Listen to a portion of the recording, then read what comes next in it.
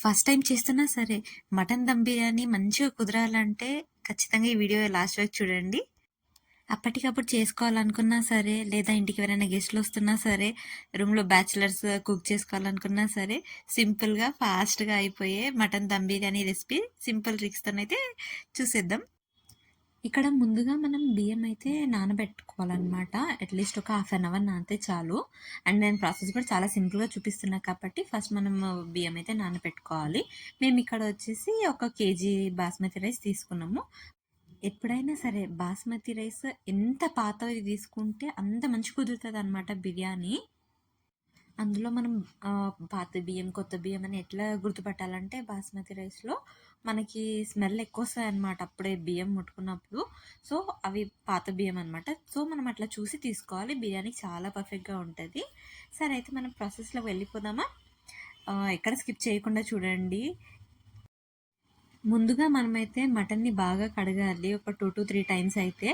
కడిగిన తర్వాత నెక్స్ట్ ఆహ్, పసుపు, ఉప్పు, కారం, ధనియాల పొడి, అల్లం పేస్ట్, ఇంకా మనం ఇంట్లో ప్రిపేర్ చేసుకున్న బిర్యానీ మసాలా అనమాట. ఈ వీడియోలో చూపిస్తున్న విధంగా మనం కలుపుకోవాలి. కలుపుకున్న తర్వాత కుక్కర్ పెట్టేసుకొని దాంట్లో కొంచెం ఆయిల్ వేసి, మనం ఇప్పుడు కలుపుకున్నాం కదా! అన్నీ వేసి పసుపు ఇవన్నీ వేసి కలుపుకున్నాం కదా! కొంచెం కుక్కర్‌లో ఆయిల్ వేసిన తర్వాత ఈ మటన్ అంతా దాంట్లోకేసి సరిపడా నీళ్లు పెట్టేసి మనము కుక్కర్ మూత పెట్టేసేయాలి. ఒక అట్‌లీస్ట్ ఒక 4-5 విజిల్స్ పెడితే కొంచెం మంచి మటన్ ఉడుకుతదనమాట. ఇప్పుడు చికెన్ బిర్యానీ లాగా మనం డైరెక్ట్ పెట్టలేమనమాట దమ్ముకి. సో, అవి ఉడకదు. సో, అందుకే మనం కుక్కర్‌లో ఒక 4-5 విజిల్స్ పెట్టేసేయాలి. ఇప్పుడు విజిల్స్ అయితే వచ్చినాయి గదా! మనం అవన్నీ చల్లగా కావడానికి టైం పడతది కుక్కర్. సో, అంతలోపు ఇక్కడ మనము రైస్ అయితే ఉడికించాలనమాట. ఇక్కడ చూపించిన మసాలాస్ అన్నీ వేసి, ఇంకా ఉప్పు మనం నార్మల్‌గా ఏసేదానికంటే డబుల్ క్వాంటిటీలో ఏస్తే మనము బియ్యం వార్చినా గూడా మనకి సరిపోతదనమాట. సో, ఇక్కడ చూడండి అల్లం పేస్ట్, కొంచెం లెమన్ ఇవన్నీ ఏస్తే కొంచెము ఏమంటారు రైస్ మంచిగా అనిపిస్తదనమాట. సో, ఇంకా రైస్ ఒక 50% అన్నా, 60% అన్నా ఉడికితే చాలు. ఇంకా రైస్ ఉడికేలోపు మనమైతే ఇప్పుడు కుక్కర్ అయితే చల్లగా అయిపోయిందండి. సో, ఓపెన్ చేసి మనము బిర్యానీ ఏ హండీలో అయితే చేసుకోవాలనుకుంటున్నామో అందులోకి వేసుకోవాలనమాట మొత్తము. కొంచెం వాటర్‌గానే ఉన్నాయనుకుంటున్నారు కానీ సరిపోతుందనమాట. మనం వాటర్ ఏసి దమ్ముకి పెట్టినప్పుడు కొంచెం జ్యూసీగా బావుంటదనమాట. మీరు చూడండి లాస్ట్‌లో ఎలా వచ్చిందనేది. ఇప్పుడైతే మాక్సిమం 80% ఉడికిపోయింది మటన్.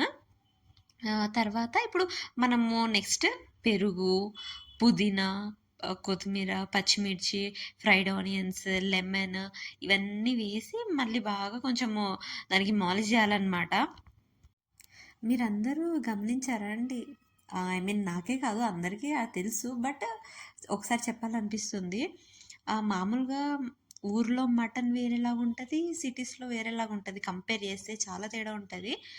ఇదే బిర్యానీ మనము ఊర్లో మటన్ తెచ్చుకొని చేసుకుంటే కుక్కర్‌కి పెట్టాల్సిన అవసరమే లేదు.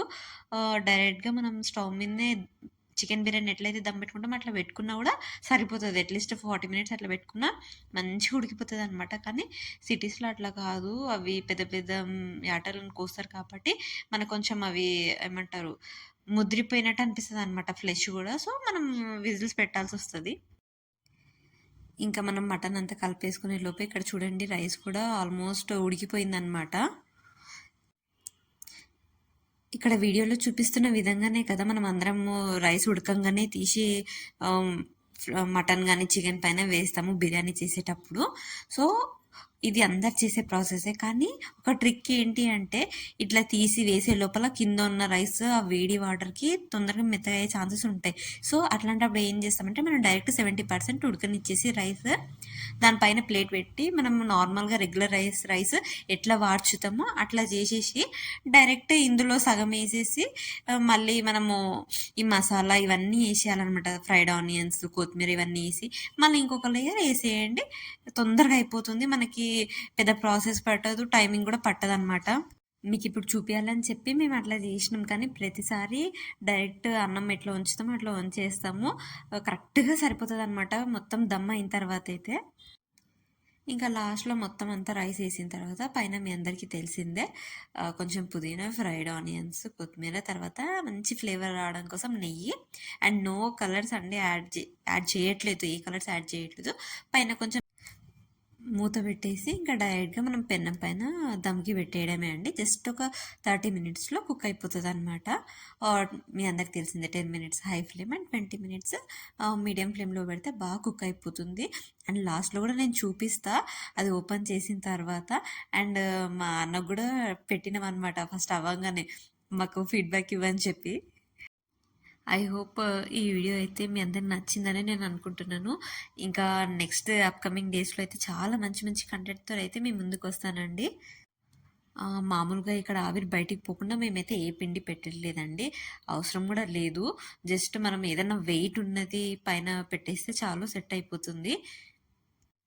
ఇంకా బిర్యానీ అయిపోంగానే మా అన్న వచ్చి ఫస్ట్ నేను పెట్టుకొని రివ్యూ ఇస్తా అని చెప్పి వచ్చి ఫుడ్ టేస్ట్ చేశాడనమాట. చాలా బావుంది అని చెప్పిండు.